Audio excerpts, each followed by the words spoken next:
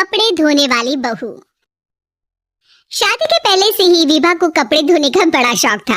कभी नल के नीचे तो कभी तालाब के पास। अरे मेरी नीली वाली लुंगी नहीं दिख रही है।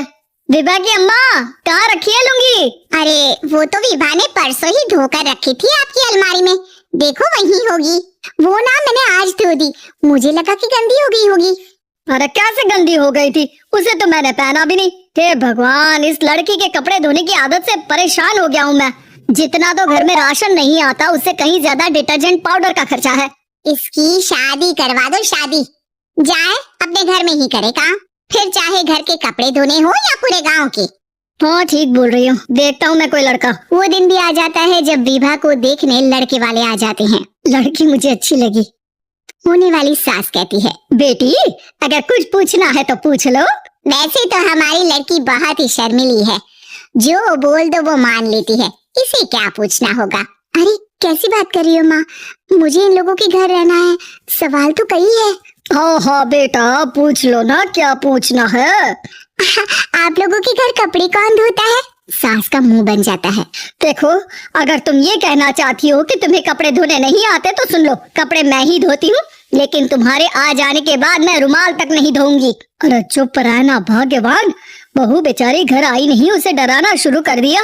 वो क्या है ना बिटिया, अभी तक तो ये कल्लू की माँ ही धोती थी, लेकिन अब तुम्हारे पापा तो दहेज में वॉशिंग मशीन देंगे ही। तभी विभा की माँ बोल पड़ती है, सवाल भी पूछा तो क्या, वैसे भाई साहब मशीन की तो फिर भी कपड़े धोने की कैपेसिटी होती है, मतलब जो बिटिया दे रहे हैं ना विभा, इसे कपड़े धोने का बहुत शौक है। ये आप लोगों के क्या आस पड़ोस गांव मोहल्ले सबके कपड़े धो दे और उफ तक ना करे। बाहर देखा नहीं आपने कितने कपड़े सूख रहे हैं, सब हमारी बिटिया ने ही तो धोए हैं। बस भी करो ना माँ, शर्म आ रही इतनी तारीफ सुनकर। और तो और एक दाग निकाल कर दिखाओ तो मान जाओ। हाँ अच्छा माफ करना बेटा, मैंने गलत समझा, हमें तो रिश्ता बहुत पसंद है। और ऐसे जुड़ जाता है रिश्ता कपड़े धोने का शौक रखने वाली विभा का। उसकी शादी हो जाती है कोयला फैक्ट्री में काम करने वाले कल्लू के साथ। शादी के बाद अचानक विभा चिल्लाती हुई सास के पास आती है, सासू माँ, अरे सासू माँ कहाँ है आप? ये तो धोखा है, धोखा दिया आप लोगों ने मुझे। इसे ससुर के चक्कर के बारे में पता चल गया। अरे तो उसमें तुझे क्यों धोखा मिला है? अरे नल में पानी नहीं आता, कपड़े कैसे कब धुलेंगे? अच्छा तू पानी नहीं आ रहा उसकी बात कर रही है? तो आपने क्या सोचा? कुछ नहीं। अच्छा तेरी माँ ने कहा था कि कपड़े धोने का शौक है, तुझे याद आया मुझे। शौक बोलकर कपड़े धोने वाले मेरे जुनून को कम ना आके सासू माँ, कपड़ा धोना मेरा गुरूर है। तभी पति भी वहाँ आ जाता है। अभी मैंने इसे सनी देओल की फिल्म दिखाई है, उसी के डायलॉग मार रही है माँ। अच्छा सुन, साफ बता रही हूँ, पानी सुबह 4 से 6 और शाम को 10 से 12 आता है, समझी? विभा टाइमिंग सुनकर हैरान हो जाती है, ये क्या भूतों का मोहल्ला है? सुबह 4 बजे उठकर कौन कपड़े धोता है? 4 बजे टंकी में पानी जाता है, फिर सारा दिन धोना ना, किसने मना किया? अरे कैसे बात कर रही है, 200 लीटर की टंकी में कितने कपड़े धो लूंगी मैं, सुबह ही उठ जाऊंगी मैं। अब क्या था, विभा सुबह 4 से लेकर रात के 12 बजे तक कपड़े ही धोती रहती। एक रोज सास पड़ोस से निकलकर कहीं जा रही होती है कि साथ वाली कहती है, हाँ कल्लू की माँ, जरा ये बताओ कि 2 साड़ी है, 2 ब्लाउज और एक पेटीकोट और एक नाड़े वाला लंबा कच्छा। हाँ तो? अरे तो क्या, कितना लोगी धुलाई ये बताओ। धोबन दिख रहे हैं हम क्या? हमारे पति सरकारी नौकरी से अभी रिटायर हुए हैं और बेटा सुपरवाइजर है कोयला फैक्ट्री में। धोबन समझ रखा है हमें?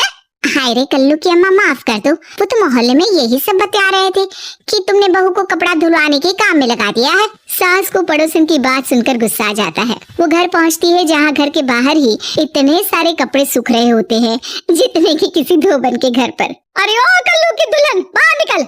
माँ जी यही आ जाओ, बाथरूम में चादर धो रहे हैं हम। अरे अभी हम धोते हैं, तुमको बाहर निकलो। ये आस पड़ोस वाले बोल रहे हैं कि हम बहू से कपड़े धुलवा कर उसे कपड़ा धोने वाली बना दिए हैं।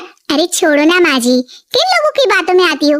आस पास के लोगों का तो काम ही होता है कि वो किसी तरह सास बहू को लड़ा दे। बहू सारे घर के कपड़े धोती है, ये क्या कम है? बोलिए। सास को भी लग जाता है कि वो बहू का ये सनकीपन नहीं छुड़वा सकती, इससे अच्छा है कि खुद ही चुप हो जाए। एक रोज सास और बहू मंदिर जाते हैं, जहाँ सास की साड़ी वहाँ खड़ी भीख मांगने वाली से मिलती है। माँ जी क्या बात है, आपकी साड़ी उस भिखारन से कितनी मिल रही है ना?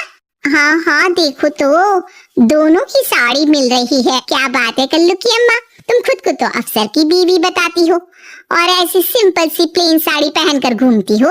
सिंपल और प्लेन नहीं है ये साड़ी। तो क्या सोने के धागे से फूल बने हैं? कुछ भी सासू माँ, कुछ भी। हाँ बने थे इस साड़ी में सोने के धागे से फूल। मेरे पति लेकर आए थे मद्रास से स्पेशली मेरे लिए 10,000 की।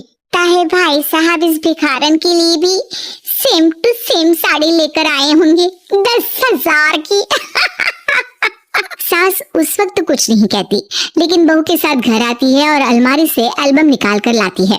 ये साड़ी देख रही है, ये वही साड़ी है जिसे मैंने अभी पहना था। इस साड़ी में ये जो चमकदार फूल दिख रहे हैं ना, ये सोने के धागों से काटे गए हैं। लेकिन तू लोकल वॉशिंग मशीन ब्रश से घिस घिस कर सारे फूलों को निकाल कर साड़ी प्लेन कर दी। मुझे माफ कर दीजिए सासू माँ। और तो और, जब मैंने तुझे तेरी गलती के लिए कुछ नहीं कहा, लेकिन तूने तो सबके सामने मेरा मजाक ही बना दिया। क्यों? बहू को समझ में आ जाता है कि अब से उसका कपड़े धोना